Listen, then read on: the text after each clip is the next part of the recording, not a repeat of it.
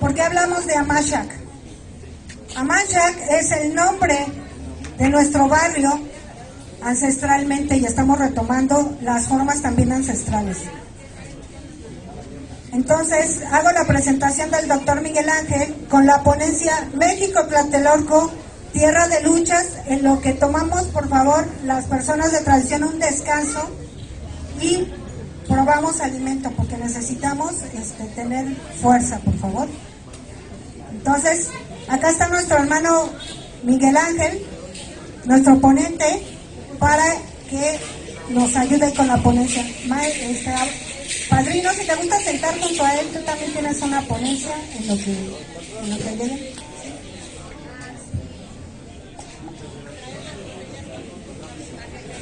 Siéntate con ellos, por favor, y que Andrea tome fotos.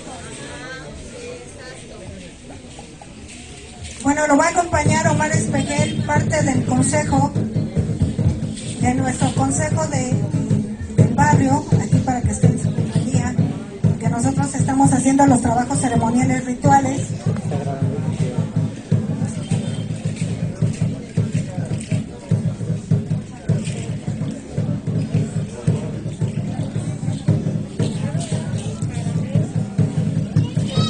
Bueno, vamos a comenzar con la ponencia del doctor Miguel Ángel Mares, y si podemos prestar un poco de atención, por favor.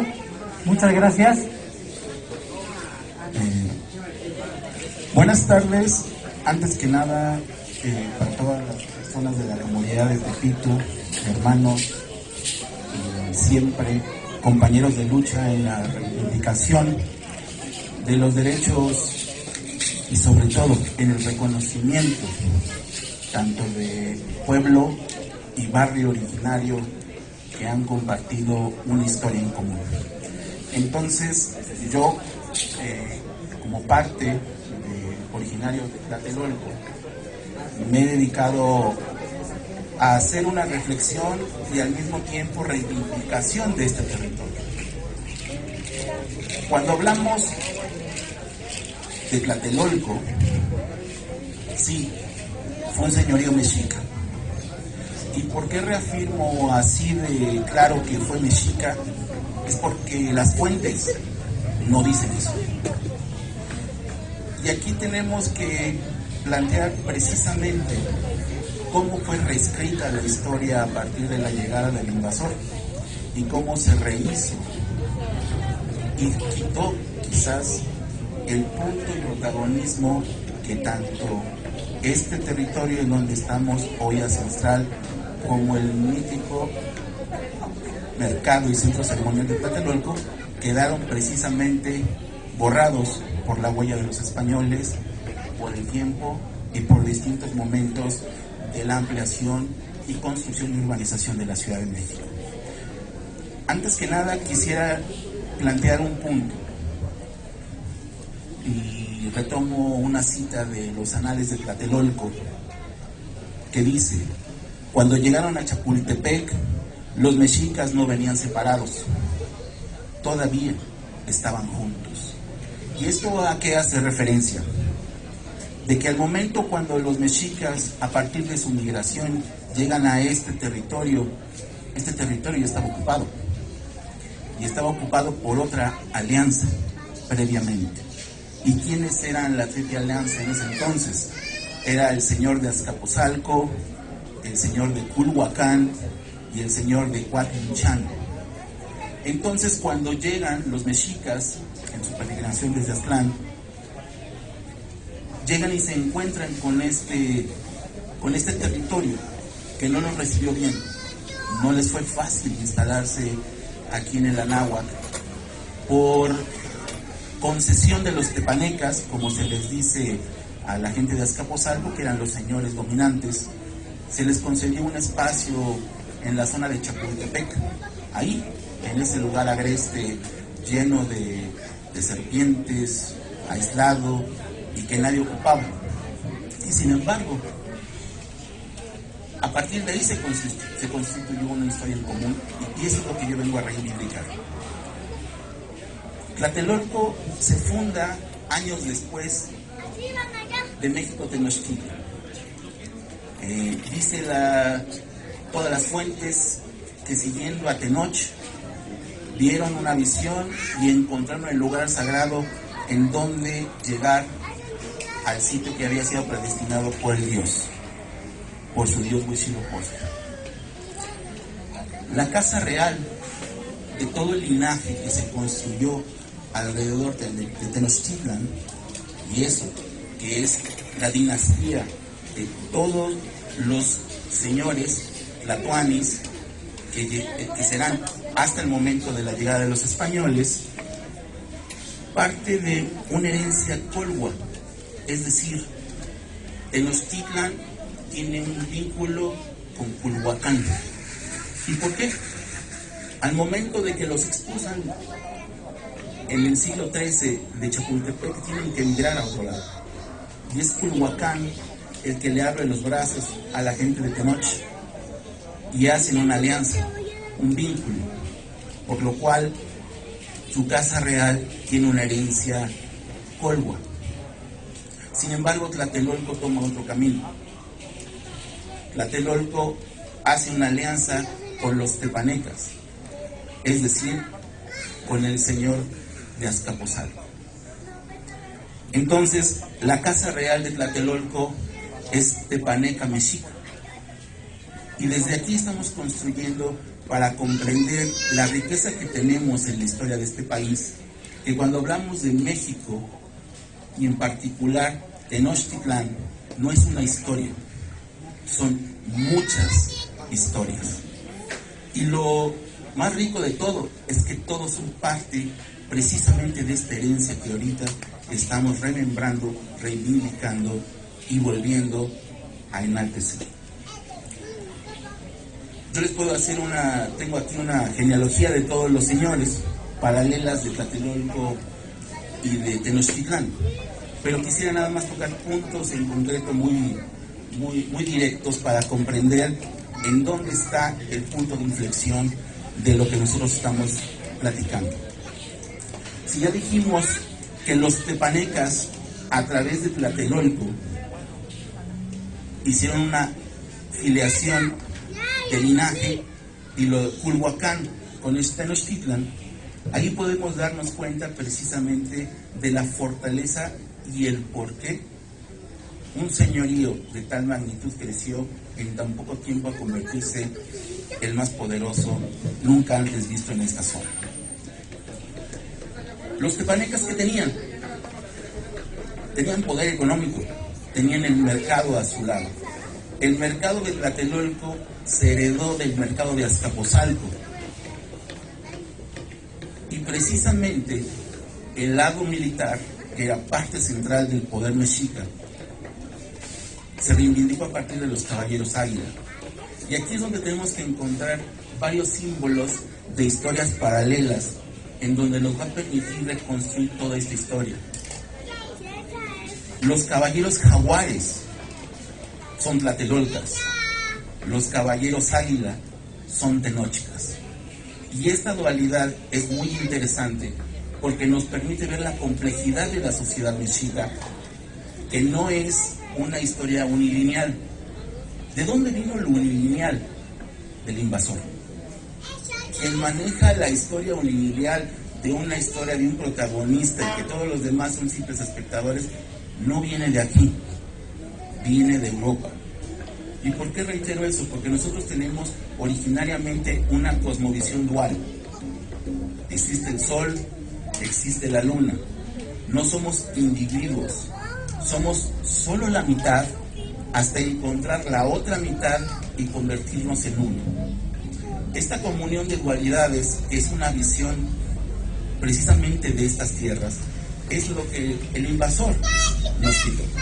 ¿Y por qué reitero esta palabra invasor? Porque la conquista fue militar y ahorita trataremos de esgrimir de manera muy concreta cómo se dio. Pero la conquista que realmente buscó el español era la conquista del espíritu. Algo que hoy ustedes demuestran, todos demostramos, la resistencia para no seguir los pasos que en este caso vino de fuera para tratar de quitarnos todo lo que teníamos en estos temas. Solamente voy a referir ciertos ejemplos de Tlatelolco. ¿Por qué reitero Tlatelolco? Porque no los conocen. Yo no les voy a hablar de Moctezuma, Chimalpopoca, Acamapichtli, Axayácatl, Ahuizoto, Tzizoc, Cuauhtémoc. Ahorita seguirá de mí una persona que va a hablar sobre su legado. Eso ya lo conocen, pero no conocen a los señores de Tlatelolco. Nadie habla de Cuauhtizáhuac, Tlacateotl, Cuautotla, Moquihuitz. ¿Y por qué? Precisamente porque aquí tenemos esa mirada dual que las personas o los frailes, por así decirlo, los evangélicos que llegaron aquí a cristianizar, no dimensionaron. Y es que tenemos una riqueza todavía que causa muchos problemas a los académicos, sobre todo por la veracidad de las fuentes, y por eso siempre hay tanta polémica con el tema de todas las fuentes históricas, arqueológicas, por así decir. Por una razón. Ahorita me presentan que vamos a hablar de Tlatelolco y el imaginario que ustedes tienen es el mercado. ¿Saben dónde está el mercado? ¿Lo pueden ver? ¿No saben localizarlo? Es que no se ha descubierto hasta la fecha. Tenemos 500 años hablando de un mercado que solamente viene de la palabra del español, de Hernán Cortés y de todos los frailes. ¿Por qué? Porque precisamente lo que el español llegó a hacer es utilizar los elementos culturales originarios, montarse en ellos y reconfigurarlos y plantearlos distintos. Esto era común en Mesoamérica. Tenemos que comprender por qué Mesoamérica y por qué toda la historia antes de la llegada del español ha sido tan complicado construir. En Mesoamérica había una tradición: quien gana la guerra reescribe la historia. Entonces hay una tradición de borrar todo lo del pasado, es decir, quién antecedió a los tepanecas, quién antecedió a los toltecas, quién antecedió. Se conocen pocos datos, precisamente porque hay una reinterpretación. El señor Cuauhtémoc jamás imaginó que al momento de solicitarle a Cortés, y solamente diré esta frase de él, pidió que lo sacrificaran. Honor al señor que se rinde y da tributo de respeto de que perdió la batalla. Entonces él decide sacrificarse de la manera honorífica que como era la tradición en esta tierra. Pero el invasor no quería eso, el invasor quería oro, el invasor quería riqueza. Y lo que nunca se imaginaron, y esto viene a colación de todos los originarios que ayudaron a los españoles, es que vendría otra forma de pensar, que no seguiría los elementos que en Mesoamérica existían. Es decir, una guerra, una tributación, un conflicto, pero nunca un cambio de su pensamiento. Es decir, ninguna civilización, ningún señorío en Mesoamérica impuso una modificación completa al 100%, ya que siempre se dio ese espacio de diálogo entre las distintas cosmovisiones. Pero entonces, retomo Tlatelolco, para entonces situarnos aquí, en Tepic. Tlatelolco fue a Tepetl antes que Tenochtitlan, y yo ya les di el motivo. Al tener una filiación tepaneca, es decir, el hijo de Tezosomoc fue señor de Tlatelolco, se les dio más rápido la categoría de ser tlatoani, algo que los tenochcas tardaron casi 20 años más. La competencia entre ambas ciudades existió hasta menos de 15 años que llegó Cristóbal Colón a América. Con esto que trato de decir, que son dos historias completamente paralelas. ¿Y por qué voy a hacer ese énfasis? Precisamente por la riqueza que tenemos. Aquí donde ustedes están parados es el pueblo de Tlatelolco. Tlatelolco se dividía de Tenochtitlan para que lo utilicemos de manera actual, exactamente aquí en el eje 1.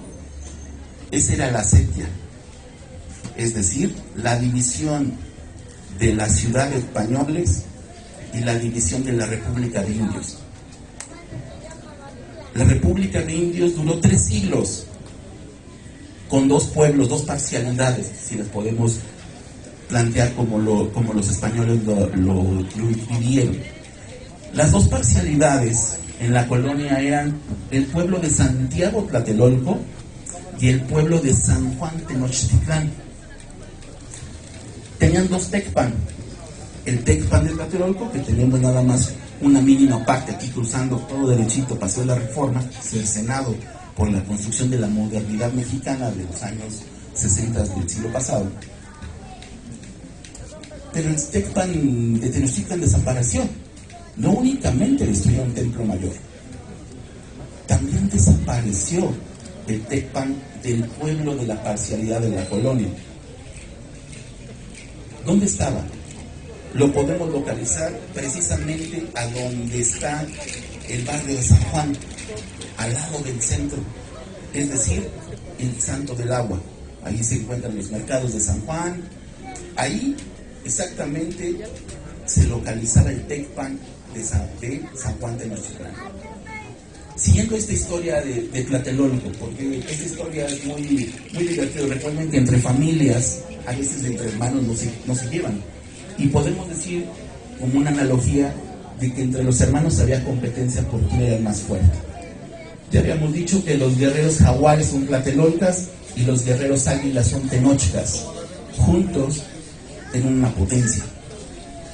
Pero también a veces jugaron en contra, mutuamente, porque Tlatelolco tenía una afiliación tepaneca. Y precisamente en 1427 vino la guerra de la Triple Alianza, la que nos contaron en la escuela, la que conocemos hoy, que estamos hablando de Tenochtitlán, Tacuba y Texcoco, no la anterior. ¿Qué significa eso?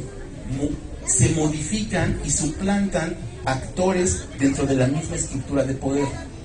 Un Tlatoani era el señor de la tierra, pero aparte tenía un jefe supremo sacerdotal que muchas veces, dependiendo del énfasis militar o religioso, era quien tenía más poder. Pero aparte existía como un delegado, es decir, un representante del Tlatoani, que en esta forma sería un Cuautotla, que simplemente venía designado por el señor de la tierra que gobernaba todo. Entonces, bajo esa tesitura, Tlatelolco fue independiente de Tenochtitlan hasta el año 1473. Se dio una cruenta batalla entre Tlatelolco y entre Tenochtitlan. Y unos pensarán, 2 señoríos, tribus mexicas que se pelean entre sí, ambos igual de poderosos. ¿Cómo aguantaron juntos 200 años? Desde la migración mítica y llegar casi a 1500 juntos. Precisamente por la forma en cómo consolidar la dinámica política de alianzas dentro del sistema político mesoamericano, que es muy interesante. Por eso hablé primero de la filiación parental, porque entonces cerramos que todo es Tenochtitlan y nos quedamos con la visión del europeo. ¿Por qué nosotros ahorita no somos igualmente representados por el Estado-Nación como lo es el centro histórico que está aquí cruzando el eje?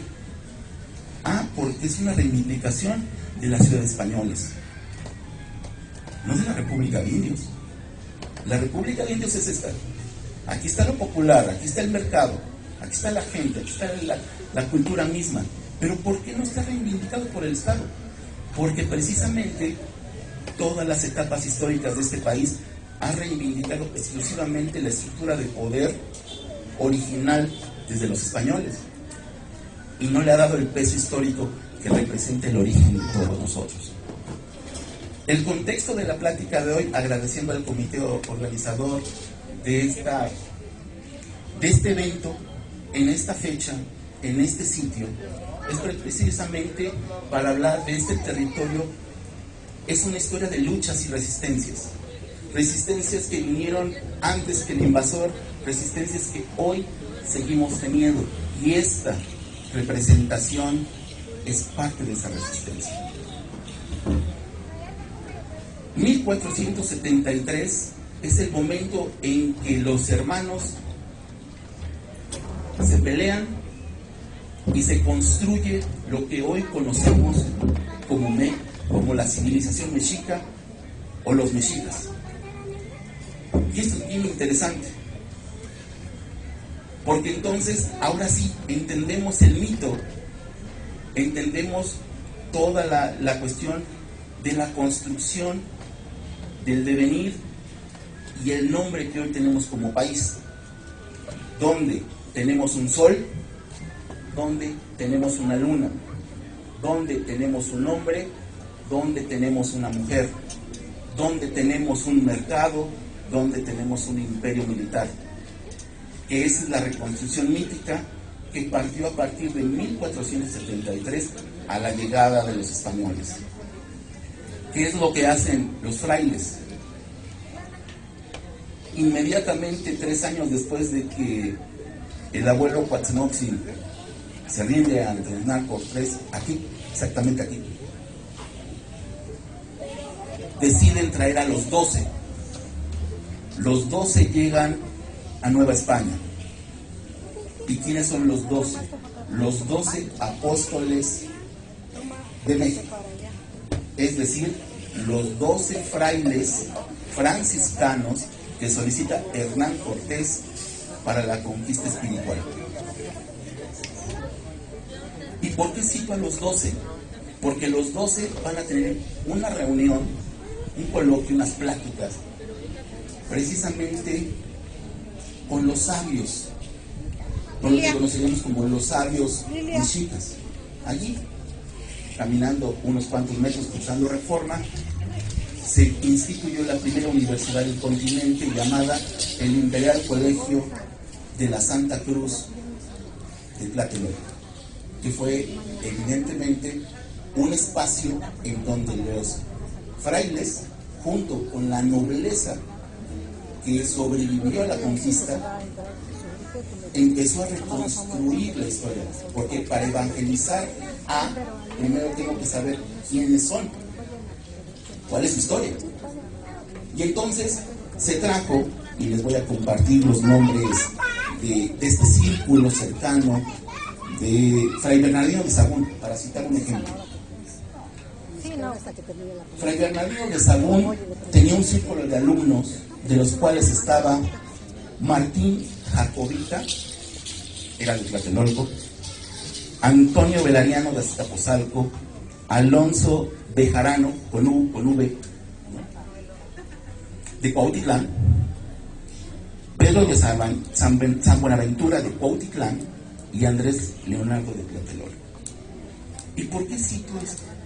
Porque precisamente estos alumnos destacados que Sahagún retoma para su gran obra de la historia general de las costas de la Nueva España, van a ser quienes van a hacer los códices o amoxis.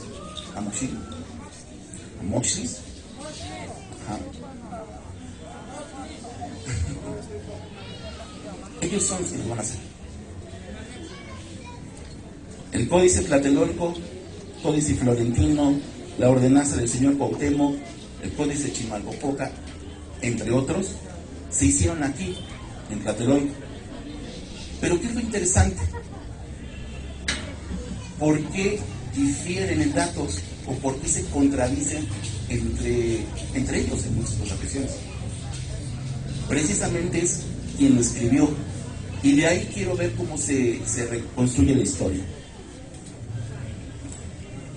Hay 2 alumnos de Tlatelolco y 2 de Cuautitlán. Y tú dices que tiene que ver Cuautitlán en esto. Bueno, Cuautitlán había sido gobernado por Tlatelolco durante mucho tiempo y posteriormente se convierte en tributario no solo de Tlatelolco, sino de Tenochtitlan al ser gobernado.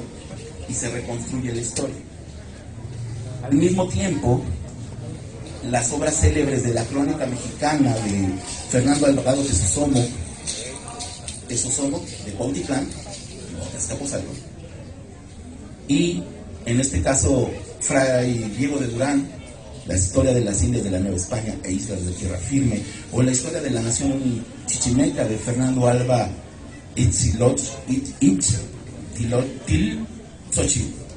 de Texcoco. Exactamente. Junto con Fray Bernardino Sahagún, fueron utilizadas las fuentes de Tlatelolco. Pero entonces tenemos aquí un problema.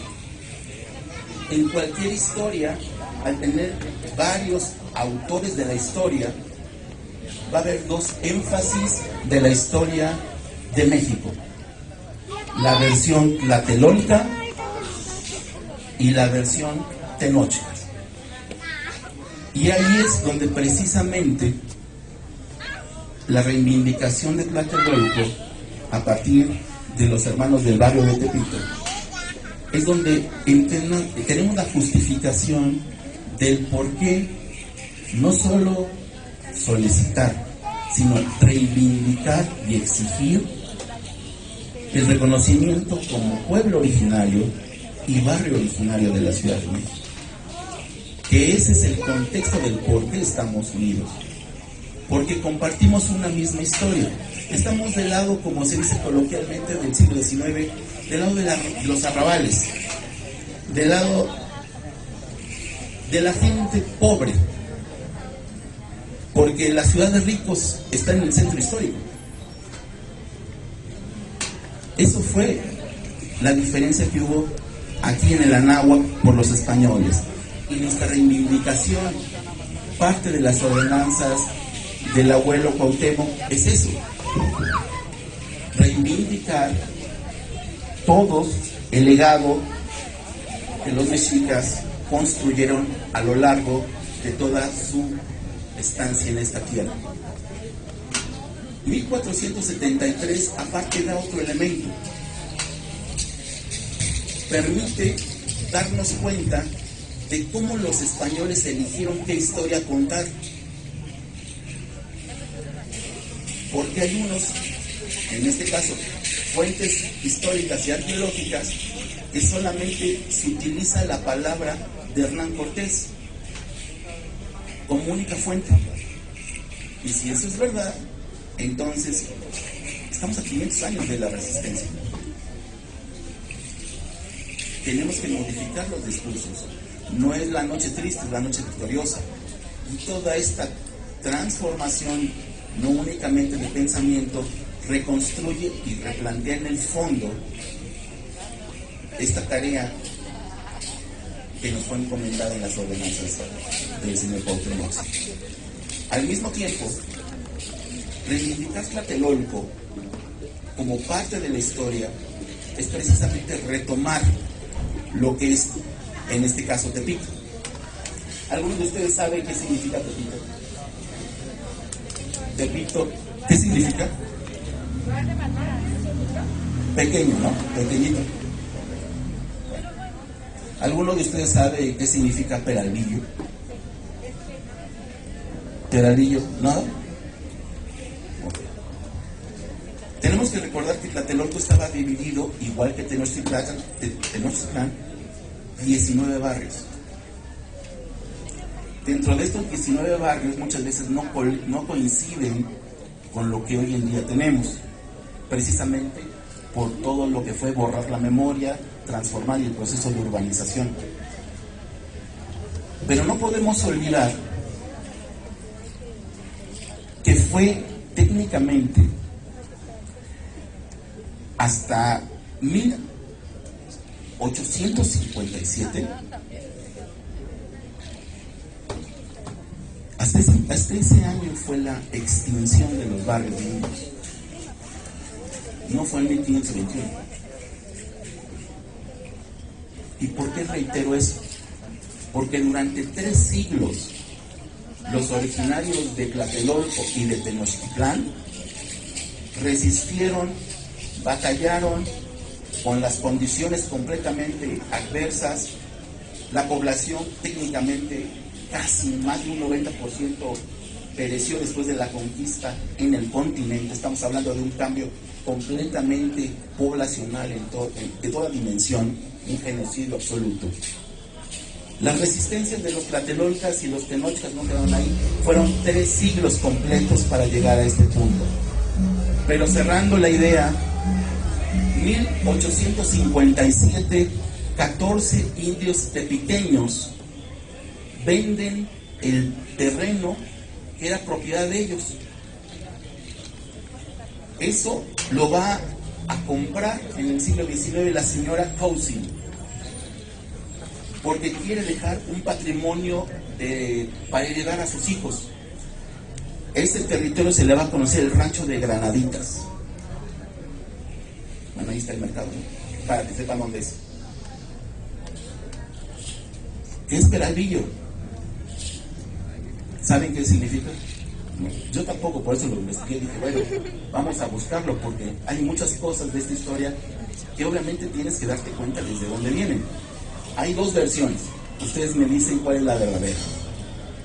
Peralvillo es la calzada o camino, solo existía, era pura agua. De Tlatelolco solo existían 2 caminos, uno al Tepeyac y otro a Tenayuca, no había otro. Calzada Vallejo, calzada de Guadalupe actualmente, no hay más, todo lo demás era agua.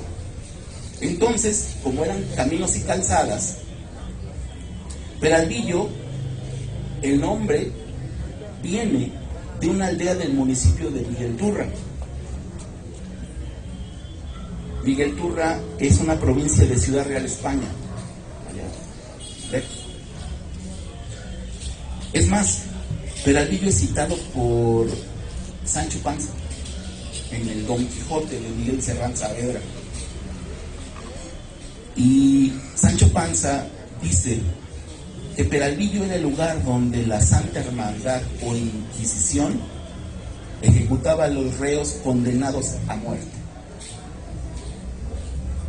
Una interpretación del por qué tenemos una calle Peralvillo, una colonia Peralvillo, es porque en esta tierra se dio una ejecución, que es precisamente, estamos a unos cuantos metros de la calle Peralvillo, que fue la última resistencia de los mexicas comandados por Cuauhtémoc.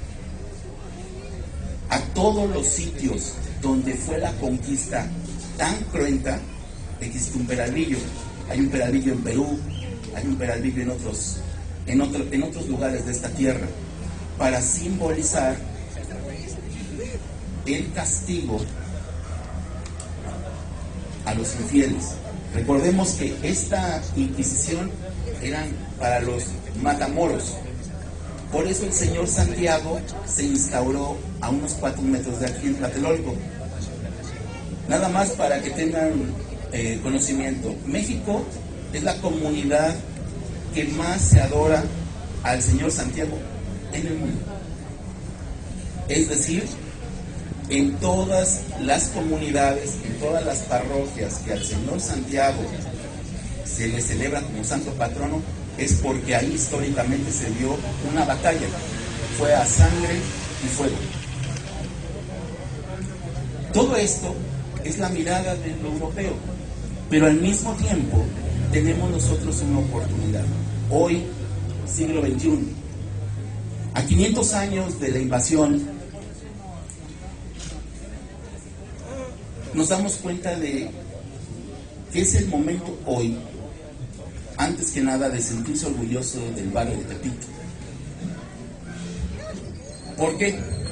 Porque yo decía, bueno, ¿conocen cuál es el nombre de Tepito? Pues hay varios nombres, ¿no? que se les dio. Dice Cecilio Robelo, se le conoce como Teocal el Tepitón, templo pequeño, o Tepitzin,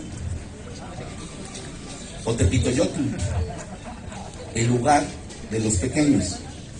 Pero también esta manera de pequeño tiene que ver porque es un mercado pequeño, en alusión al mercado de Tlatelolco, que era el mercado grande.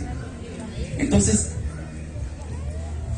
Tepito es hasta el siglo XIX, y esto precisamente lo voy retomando de distintos estudios que se han hecho del barrio, en donde se identifica que es hasta el siglo XIX el momento exacto cuando se le da la connotación negativa al barrio.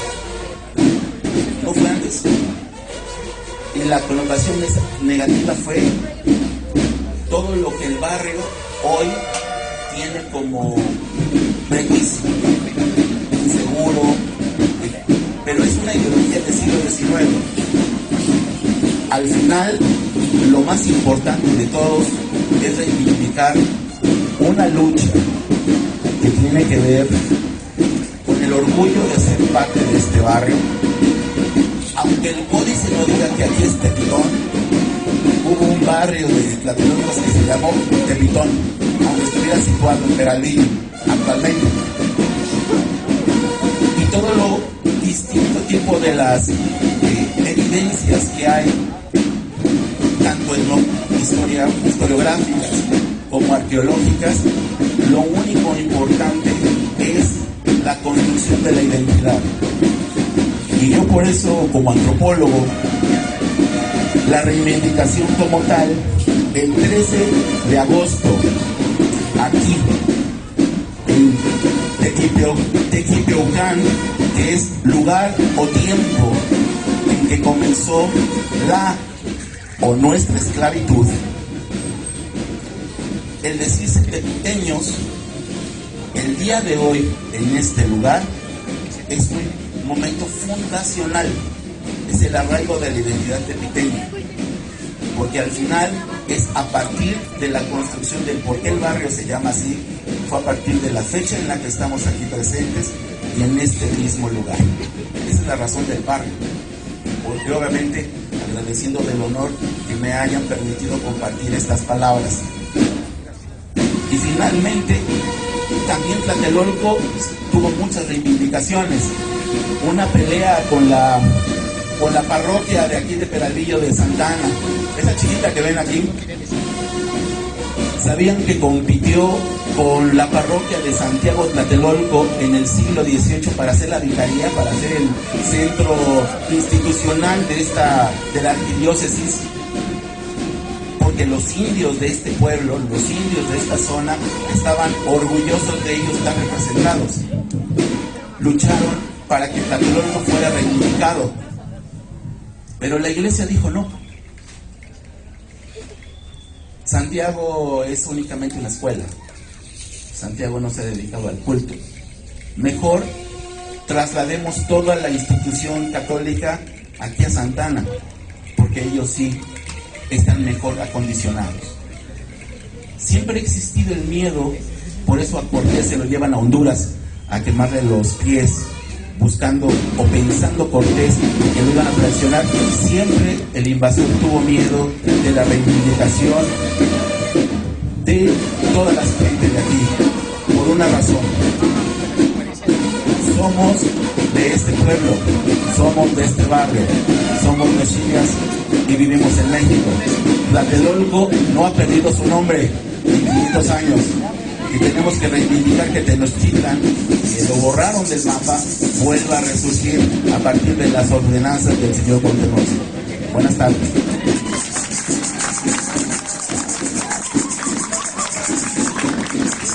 Bueno, queremos agradecerle al doctor Miguel Ángel Mares por compartirnos sus conocimientos, sus palabras, y a nombre del comité organizador del consejo, el doctor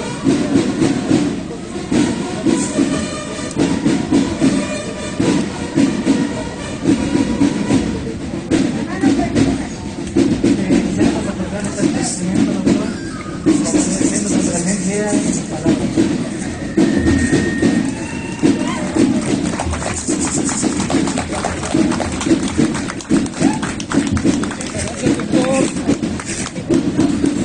Pues agradecemos mucho al doctor Miguel Ángel Mares, oriundo del pueblo de Tlatelolco, el pueblo de Tlatelolco al que pertenece Tepito, y que por mucho tiempo ha acompañado, pero el que hoy él esté aquí como representante de nuestro pueblo, porque nosotros pertenecemos a este pueblo, es muy simbólico. Como verán, hoy es un día muy importante y está la banda de guerra allá afuera, también haciendo sus honores a nuestro abuelo Cuauhtémoc. Todos somos una comunidad, todos vamos a hacer ahorita una sinergia de unión. Nosotros en la jornada de raíces ancestrales y patrimonio cultural del barrio originario de Tepito Amachac ya tenemos un programa. Nuestros amigos y vecinos que también están organizando estos trabajos, pues ahorita ya están con la banda de guerra. Los vamos a escuchar un momento para que no nos interrumpamos entre nosotros. Y damos la bienvenida también